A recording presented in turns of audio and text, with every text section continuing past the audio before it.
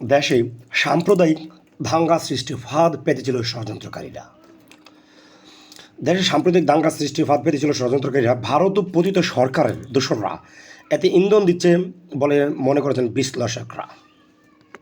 দেশের অভ্যন্তরীণ বিষয়ে ভারতের অযাচিক না গলানোকে শিষ্টাচার বহির্ভূত মন্তব্য করে তারা অন্তর্বর্তী সরকারকে কঠোর হওয়ার আহ্বান জানিয়েছেন।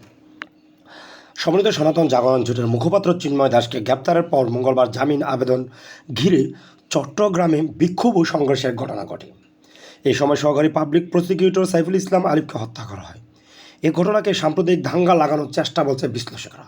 তারা বলেছেন সামাজিক যোগাযোগ মাধ্যম পতিত আওয়ামী লীগ সরকারের কিছু নেতাকর্মী বিভ্রান্তি ছড়াচ্ছে।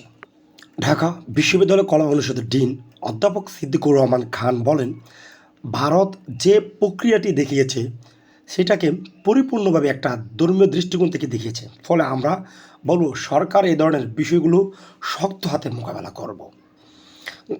ঢাবি জগন্নাথ হলের অধ্যক্ষ দেবাশিস পাল বলেন, বেশিরভাগ ক্ষেত্রে সংখ্যালঘু নির্যাতনের মিথ্যা অভিযোগ এনে উস্কানি দেওয়া হচ্ছে, কোনোভাবে এই ফাঁদে পা দেওয়া যাবে না। দেবাশিস পাল বলেন, যে ধারণার উপর জুলাই বিপ্লব হয়েছে সেটি হলো এ দেশটি সবার, আমাদের সবার সমান অধিকার আছে। একটা গ্রুপ যারা পরাজিত ফেসিবাদ তারা নানাভাবে অতৎপরতা চালিয়ে যাচ্ছে যাতে আমরা যে সুষ্ঠুভাবে বাংলাদেশে চিন্তা করি সেটা যেন সুষ্ঠুভাবে সুন্দরভাবে আমরা এগোতে না পারি।